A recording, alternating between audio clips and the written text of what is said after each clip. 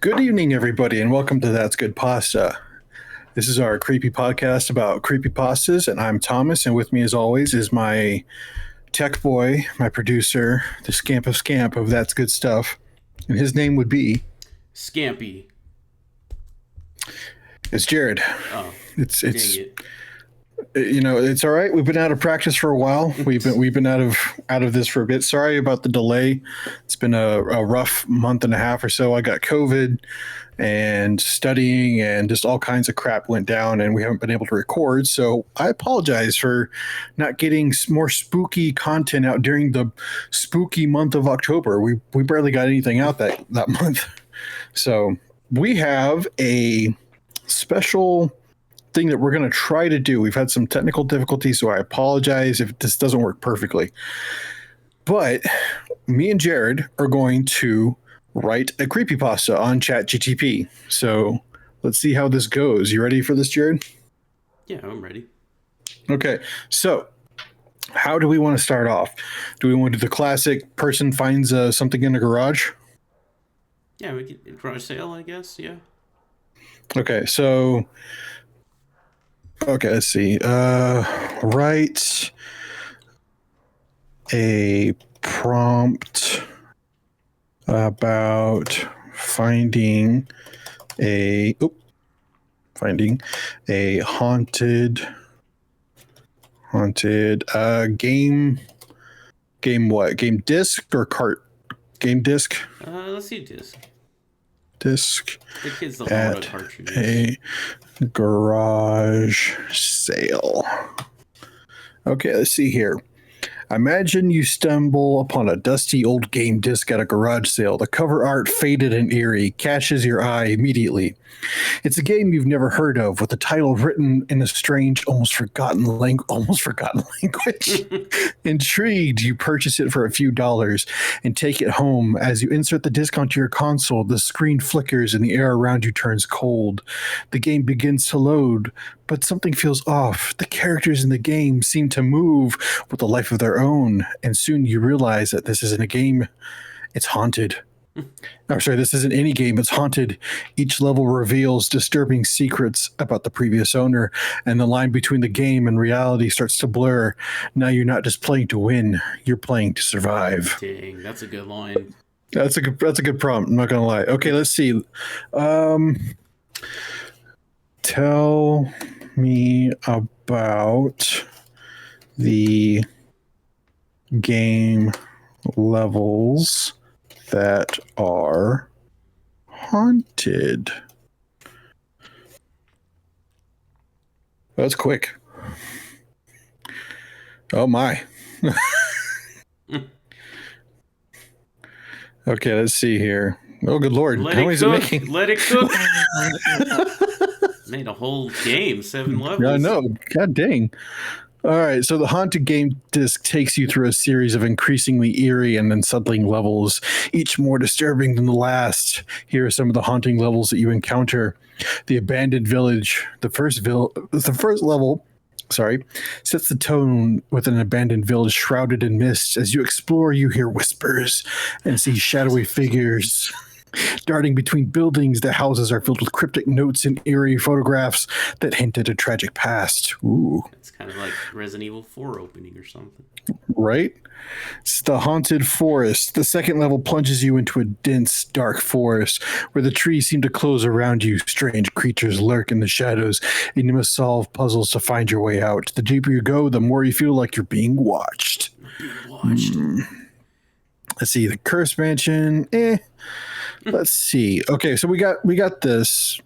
How is this conversation? Is this conversation helpful so far? Yes, it is. Thank you, chat. Okay, so let's see here. So we got some prompts here. So let's see. Write a story about this haunted game disc.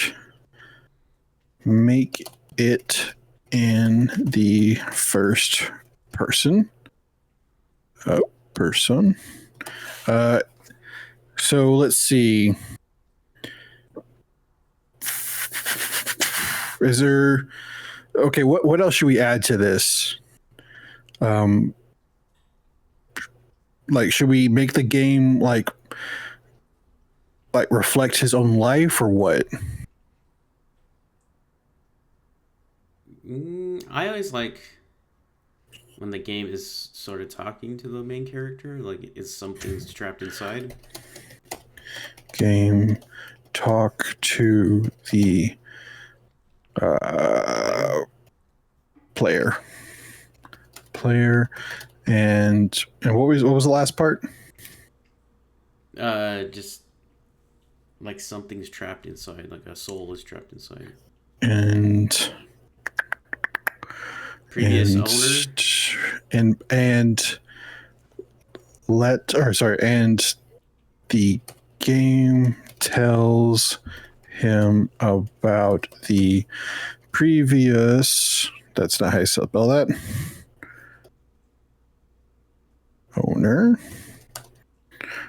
And how his soul is trapped inside. Okay, chat. Let's see what you got. Ooh, starting off first person. I'm liking it so far. Okay. It's just like 8 pages. Like, good lord. It's like, god dang. It's like it took me like 4 hours to write 3 pages. Okay, I've always better to let it finish because then it's just gonna scroll down. Oh, that's true. Ooh. Oh, it's got dialogue and everything. Dang it. I'm not gonna lie. I've spent like 16 hours with Michael writing, and I've only gotten 3,000 words out. This is making me feel horrible. It's about to surpass you in like 4 seconds. Dude, I know. There he goes. There we go. Okay. I had always been a sucker for garage sales, drawn to the possibility of finding something unique or rare. That Saturday was no different. I wandered from table to table, sifting through old books, vintage toys, and dusty vinyl records. It sounds like me. When something caught my eye, a game disc lying in a box of miscellaneous items. The cover art was a faded eerie depicting a shadowy figure standing in a desolate landscape. The title was written in an almost unreadable script that seemed to shift and change as I looked at it. I picked it up, feeling a strange chill run down my spine. The elderly man running the sale noticed my interest. It's always an elderly man. How did you know? That one. Found it in an attic of an old house I bought. No idea what it is, he said with a shrug. Take it for $1. This has been drowned, ChatGPT. Keep going. I handed over $1 bill, not knowing I was sealing my fate. That night, I sat in my dimly lit living room staring at the disc. Something about it was both compelling and unnerving. I slid it into my console. Ooh, sexy. And the screen flickered to life. The game's title screen was simple, just a shadowy figure from the cover and a single button, play, or a single option, play. As soon as I selected it, the room seemed to grow colder. The game loaded and I found myself in a mist-shrouded village. Their graphics were surprisingly detailed for such an obscure game. Oh, there's the bingo. The prompt, surprisingly detailed. Surprisingly detailed for such an obscure game. I started to explore, moving my character to the empty streets. Then I heard it. A voice. Soft and haunting, coming from the speakers. Welcome, player. You are not the first to wander these haunted paths. I froze. It felt like the game was speaking directly to me. Who are you? I asked aloud, feeling ridiculous for talking to the game. I am the remnant of the past, a soul trapped within this digital world. The voice replied, I was the previous owner of this game, drawn in by its mysteries, just as you are now. Way to just give up on subtlety, ChatGPT. I know, that's right. How did you get trapped, I asked, my curiosity overcoming my fear. I delved too deep, much like dwarves. Uncovered secrets that should have remained hidden. The game consumed me, body and soul. Now I am part of it, forever lost within its cursed levels. As I played, the game revealed more about the previous owner. His name was Ethan. Of course he is. A tech enthusiast who had stumbled upon the disc much like I had. Each level I completed veiled pieces of his story through eerie notes and ghostly visions. In the abandoned village, I found a journal entry in a decrepit house. I like that it took a level from the list. And it's true. I found this game at a garage sale. Thought it would be a fun escape, but now the more I play, the more real it becomes. The shadows are watching. That's pretty good, actually. In the haunted forest. Ooh, another one. I heard Ethan's voice again. The trees whisper secrets. They know my name. I can't escape. See, the cursed mansion was where Ethan's descent into madness became clear. Ghostly apparitions recounted his attempts to break free, only to be pulled deeper into the game's grasp. The mansion's halls are endless. Each door leads to one more horror. I'm losing myself. As I progressed to the forgotten cemetery, I began to feel Ethan's despair. The gravestones bore his name over and over, each one a different version of his fate. The cemetery is filled with my failures. I see my face on every tombstone. The underground catacombs were the worst. Ethan's voice was weaker, filled with dread.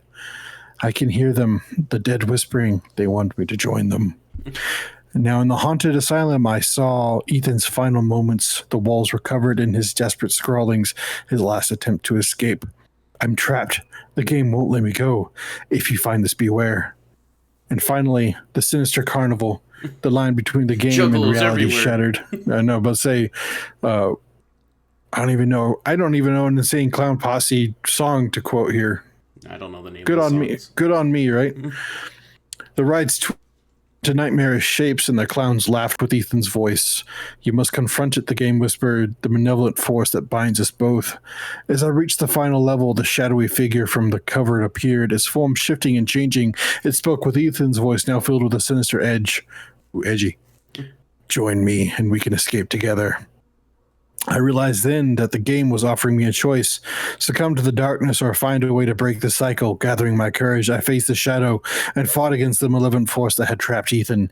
In the end, I managed to break free, the screen flickering only one last time before going black. The game disc ejected itself from the console, now cracked and useless. I felt a sense of relief, but also a leering... I've had a console where the disc is spinning so fast, you're like, man, is it going to fly out? Fly out and hit me? A sense of release. I felt a sense of relief, but also a lingering sadness for Ethan. I kept the disc as a reminder, a warning of the dangers that lurk in the most unsuspected places. And now and then, I swear I can still hear Ethan's voice whispering from the shadows. I'm proud of ChatGPT. Well, that's not bad. It brought in those levels from the list. It's not bad. I'm gonna give this one. I'll give this a 6. For its prompts, not too bad. 6 out of 10? Well, it's a little too happy ending for me. Because I like when our pro tags end in despair. And it's still out there haunting me. I didn't like how the game flat out told him, hey, I'm the guy from the past. Hey, I'm trapped here. Can you help? Let's see. Let's see if we can do a different one. Do you want to do like a haunted forest or something?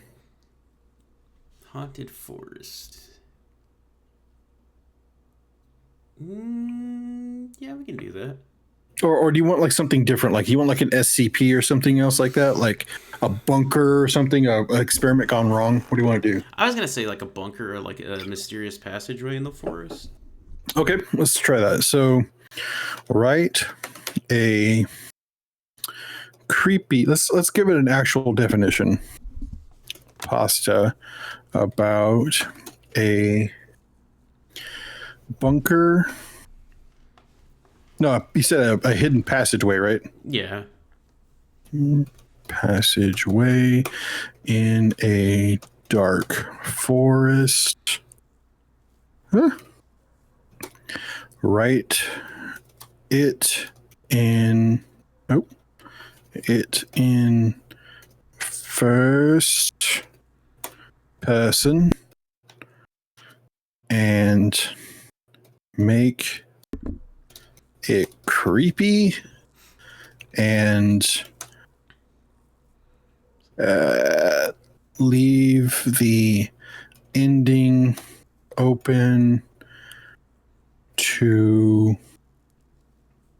question if the what do you call it? Not the villain, the monster is still out there. ChatGPT. Anything else you want to add? No, that should be good. ChatGPT is just like, welcome to the Dark Carnival. And we're like, no. No. Ooh. Always loved the woods in my childhood home. I wonder if this is how a lot of creepypastas are written nowadays. Probably nowadays. I bet like people from the past are like, dang it, I could have used this. Because this easily is way better dialogue than... Oh, I know. Than freaking Brooding Star. Good God. We should have done it, make it as flowery as possible.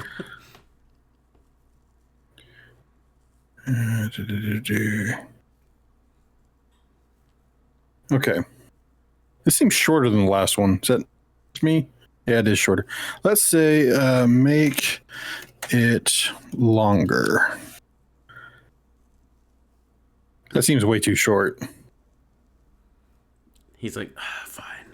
He's like, oh God, fine. Do I not entertain? Is ChatGPT just a disgruntled teenager from the 2000s? It's in its Tumblr, or not Tumblr. Is that what it's called? Tumblr? Yeah, phase? Tumblr phase. Deviant art phase. Vivid and horrifying. That's promising. Dang, he's gonna write a whole book because he said this. Oh no. He's like, you want it longer? Oh, you want long? Oh God, it is longer. I should take. That's enough. At one point, it just says, "F you, Thomas." I wonder if I can. Well, we'll see in a second. Good Lord. Okay, it is getting longer. Holy shit. There he goes. Let me see. Let me see something.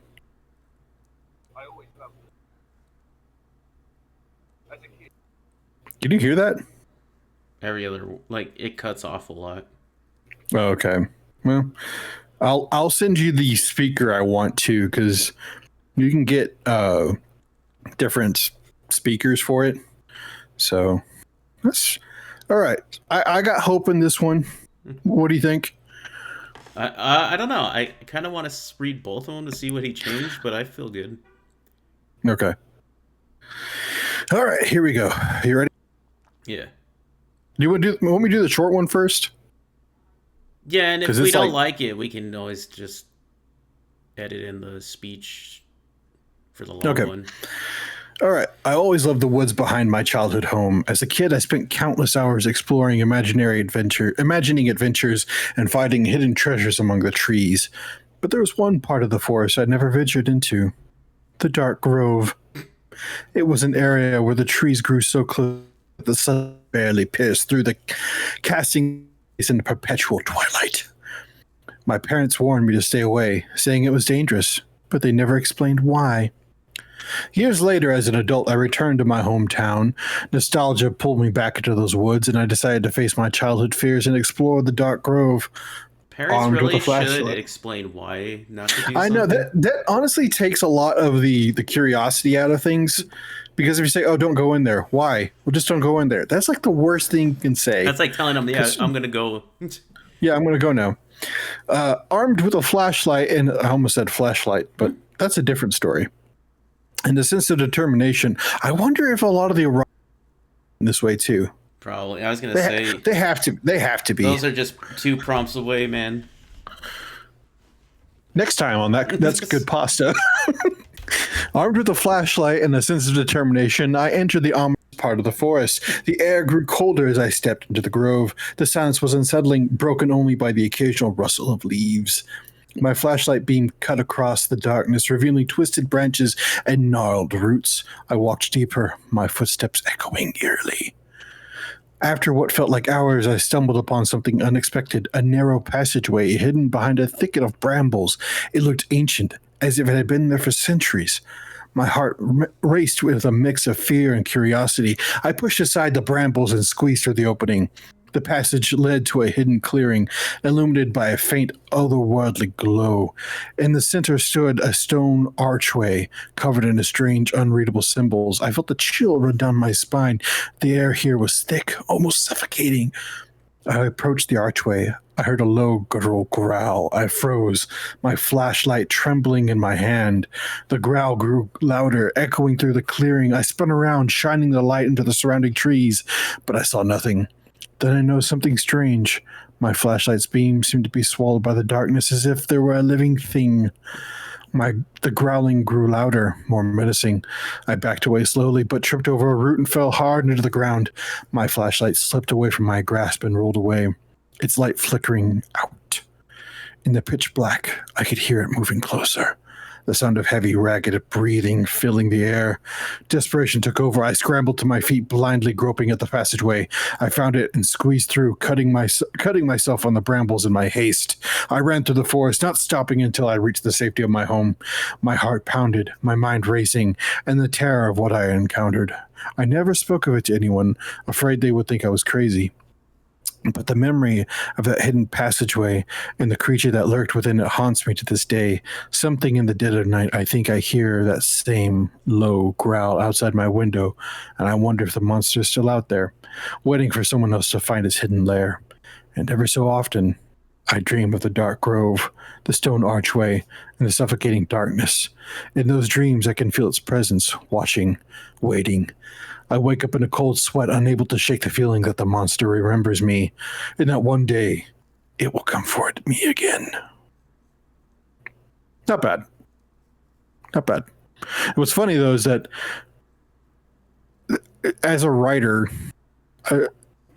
not that I say I'm a professional writer, but I've written a lot in my day. I can see it sums up the dark grove, the stone archway, and the suffocating darkness. Like, it literally has a summary of the 3 points of the subject there, which I think is funny. That was too short, I will say. What do you think? I like it. I like shorter things or shorter stories because it doesn't. The longer you go, the less likely you are to stick the landing for me. So I enjoy the short ones, but it might do better on this longer one. Want me to try this one? Yeah, we can try it. See if there's any difference, or how much of a difference there are. Well, okay, I'll say this. Let's try one more prompt. So I want a science experiment gone wrong. So, gasp. Yeah, I want, write a creepypasta Creepily. about a underground, because it's always better, underground bunker with a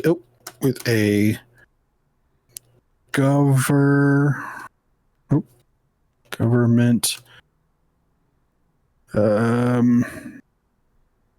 secrets gone wrong. My God. Make it unclear if the protag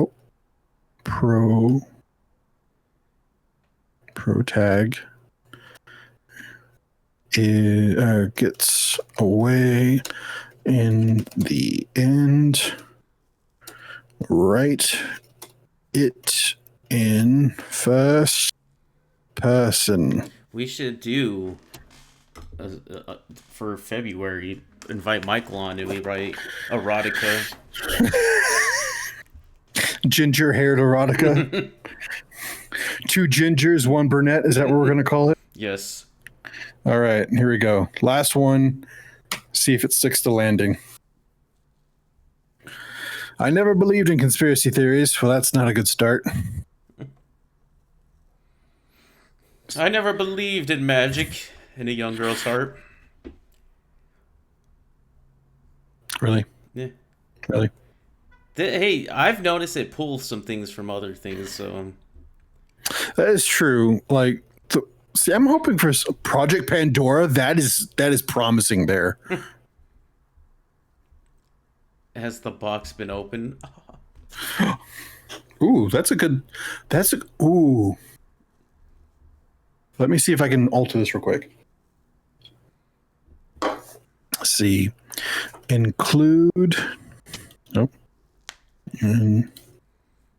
Include in the dialogue. Oh, dialogue. How the hell they spell dialogue? Louge or something like that? Yeah, that'll work. It'll autocorrect it. Sorry about that. Sorry for my spelling. I was homeschooled. Included in the dialogue, he said the box has been opened. Yeah. It's been opened. He's like, I had to rewrite this again because It's like, what an a-hole. Let's see.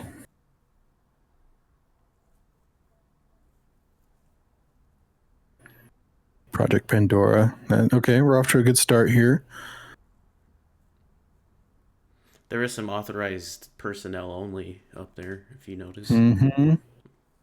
Fancy. A figure steps into the light. That's promising. Pinhead? Angel to some, demons to others. Some, demons to others. La Manchance box. That's the best. I'm sorry. That story has some of the best, like just weird crap. Like it's like the Divine Order of the Gash. It's like, oh, why would you ever call yourself that? It keeps going. Someone needs a marketing agent because, wow. The box has been opened. Did you see it? Yep. All right. All right. This may be the greatest thing ever written. You know what? This is going to take us to the top, Jared. Try to steal this Wendigoon and I know. pop up It's like, yeah. Well, they're like, have you heard of this new one called the Pandora experiment? It's like, God damn it. Through the walls. Through the walls. Okay, here we go. Original creepypasta. I have some high hopes for this, Jared. Let's do it. All right. 1 second. Open that liquid death. Oh, I'm sorry. Yeah, you're going to be waterlogged and you can't read. Sponsored by Liquid Death. I wish. I know. Can you imagine, dude? Let's get to that level. Dude, like, I need to put on my sweater. Like, I mean, let's just do this. All right, sorry. Let's do this. Cue the music, Jared. I never believed in conspiracy theories. Government secrets, hidden bunkers, and classified experiments were the stuff of movies and paranoid bloggers, not my everyday reality. That changed the day I stumbled upon the entrance to the underground bunker. It was supposed to be a simple hike through the forest, a way to clear my head through a week of work. Sorry. I had ventured off the beaten path, exploring deeper into the woods than I had ever before. The sun was beginning to set when I saw it, a rusted hatch partially covered by undergrowth. Curiosity got the better of me, and I brushed away the leaves and dirt, revealing only a metal door with a faded government insignia and warning, authorized personnel only. All right, I'm in. I'm hooked. I should have turned back, but something compelled me to stay. I pried the hatch open, the creak of the hinges echoing through the silent forest. A set of metal stairs descended into darkness. My phone's flashlight was weak, but it was enough to see the steps. Ooh, the steps, Jared. I hesitated, but the allure of the unknown was too strong. I began my descent. The air grew colder as I went deeper. At the bottom of the stairs, I found a long, dimly lit corridor within the heavily reinforced doors. The walls were concrete, and the place smelled of dampness and decay. I walked cautiously, the sound of my footsteps muffled in the thick air. The corridor seemed to stretch on forever, with each door identical to the last. This seems like some Harbinger experiment stuff here. I stopped at one of the doors, curiosity urging me to peek inside. The door was unlocked, and it swung open with a groan. The room was small, filled with old computers, lab equipment, and scattered papers, dust covered everywhere. It looked like no one had been there for years. I ruffled through the papers, trying to make sense of the technical jargon and diagrams. One word kept appearing: Project Pandora. That's 2 words. That is 2 words. You're right. But honestly, we need to keep it in because that's some CreepyPasta. Yeah. Like 1 word, but it was 2. A sudden noise made me jump. It was a low hum, like coming to life. I stepped back into the corridor, my heart pounding. The lights flickered, casting eerie shadows on the walls. I needed to leave, but my way back was now shrouded in darkness. The hum grew louder, accompanied by a series of clicks and whirs. I hurried down the corridor, trying to retrace my steps. The oppressive silence was now broken by strange, distant noises, metallic clanging, faint whispers, and a rhythmic thumping that echoed through the bunker. Panic set in as I realized I was lost. The corridor seemed to twist and turn in ways I hadn't noticed before, and then I saw it. A figure standing on the edge of the corridor. It was barely visible in the flickering light, but I could make out the shape of a person. I don't know why I'm British all of a sudden. Relief washed over me, thinking it was another explorer or maybe someone who could help. That's never the case. Who thinks that? Yeah, I called out, but the figure didn't respond. As I approached, a wave of dread set over me. The figure stepped into the light, revealing its grotesque form. It was human, or had been once, but now it was something else. Its skin was pale and translucent, stretching tightly over protruding bones. Its eyes were sunken and devoid of life. Yet they followed my every move. I backed away slowly, my breath catching in my throat. Suddenly, the lights went out completely, plunging the bunker into darkness. I heard the creature move, its ragged breathing filling the corridor. I turned and ran, blindly groping for the stairs. The corridor seemed to stretch endlessly, my steps echoing in the confined space. Behind me, I could hear the creature's pursuit, its movements quick and erratic. I stumbled and fell, my phone skidding away and plunging me into total darkness.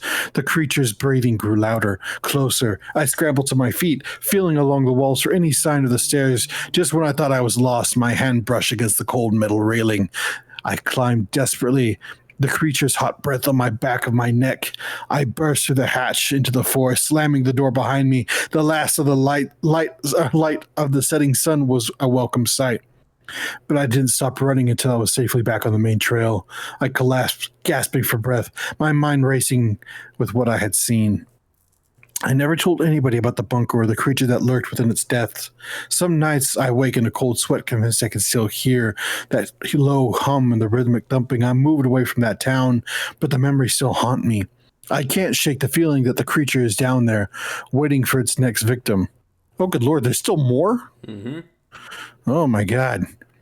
A few minutes after my encounter, I received an package at my new address. Inside was a single cryptic note. The box has been opened. Dang. There you go, Jared. I stared at the words, my blood running cold. How did I know where I was? Who sent the note? I couldn't ignore the growing dread. Paranoia set in, and I started noticing things. Strange cars parked outside my house. Shadowy figures lingering just out of sight. One night I heard the hum again, faint but unmistakable. It was coming from the basement. I armed myself with a kitchen knife and descended to the stairs, my heart pounding. The basement was dark and the only light from a single flickering bulb. I crept forward, every creak of the floorboards amplified in the silence. The hum grew louder as I approached the far wall. My breath caught in my throat and I saw it, a small hidden door, slightly ajar. I hadn't noticed it before, but now it seemed to pulse with malevolent energy. I reached out and with a trembling hand pulled the door open. Beyond the door was a tunnel. Good Lord, how much is this going? All right. Beyond the door was a tunnel, its walls lined with the same strange symbols I had seen in the bunker. The air was cold and damp, and the rhythmic thumping was louder, echoing off the wall. I knew I should turn back, but something in me compelled me to continue. As I walked deeper into the tunnel, the hum became deafening. The walls seemed to close in around me, and the darkness was almost tangible. I felt the presence again, the same malevolent force that had chased me to the bunker. My flashlight flickered and died, leaving me to a complete darkness. In the pitch black, I could hear it moving closer, the sound of heavy, ragged breathing filling the air. Desperation took over. I turned to run, but the tunnel... What the hell? Are we, like, repeating this? I think we are. Yeah, it's repeating it.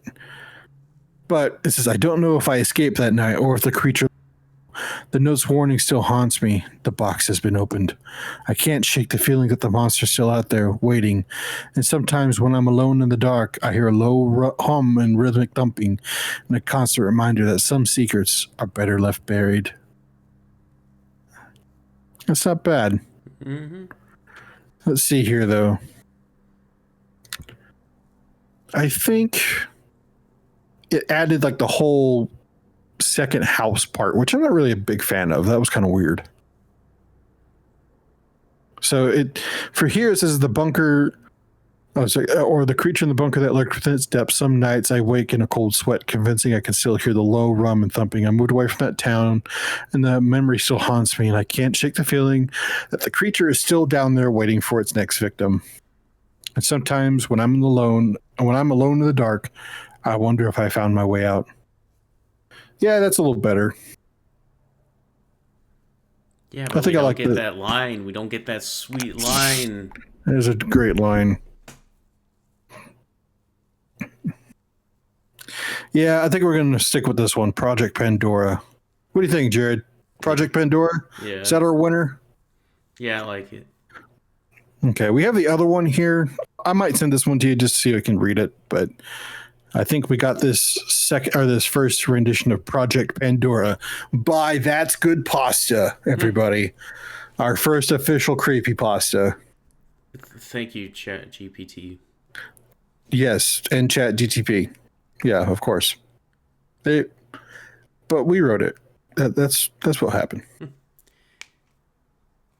Chat GPT doesn't need a Liquid Death sponsorship. We do. So we do. Yes. All right. Well, I think that's about it, Jared. What do you think? Yeah. I will say it's hard not to make jokes while you're reading, because there was a couple where I could have. Well, what's funny is that it does include a lot of the like tropes, which I'm happy that it does, because it's not a creepypasta without you being able to giggle a little bit. Yeah, it feels authentic. Mm-hmm. All right. Well, that's it for now. I got another story planned, so I'll give it to you later. So I need to finish it though first. Okay. But yeah, hopefully we're back. Well, at least for a little bit, because I leave for Japan in less than a month, so I'll be gone for a little while. But yeah, I hope everybody's enjoyed this. We had a blast doing this. Was fun. Mm-hmm. Kind of wish we probably should do more of these, honestly. Yeah, we should do this every other time because it's pretty fun. Like I like making this something of our own. So, and Chat GTP. So, but anyway, I think that's about it. You got anything else, Jared? No, I think that's all. Alrighty. Well, everybody, thank you for staying around and listening to the first original CreepyPasta, Project Pandora, by That's Good Pasta. So yeah, everybody have a spooky and creepy night out there. Bye. Go open those boxes. I had always been a sucker for garage sales, drawn to the possibility of finding something unique or rare. That Saturday was no different. I wandered from table to table, sifting through old books, vintage toys, and dusty vinyl records, when something caught my eye, a game disc, lying in a box of miscellaneous items. The cover art was faded and eerie, depicting a shadowy figure standing in a desolate landscape. The title was written in an almost unreadable script that seemed to shift and change as I looked at it. I picked it up, feeling a strange chill run down my spine. The elderly man running the sale noticed my interest. "Ah, that one. Found it in the attic of an old house I bought. No idea what it is, he said with a shrug. Take it for $1. I handed over $1 bill, not knowing that I was sealing my fate. That night, I sat in my dimly lit living room, staring at the disc. Something about it was both compelling and unnerving. I slid it into my console, and the screen flickered to life. The game's title screen was simple, just the shadowy figure from the cover and a single option: play. As soon as I selected it, the room seemed to grow colder. The game loaded, and I found myself in a mist-shrouded village. The graphics were surprisingly detailed for such an obscure game. I started to explore, moving my character through the empty streets. Then, I heard it, a voice, soft and haunting, coming from the speakers. Welcome, player.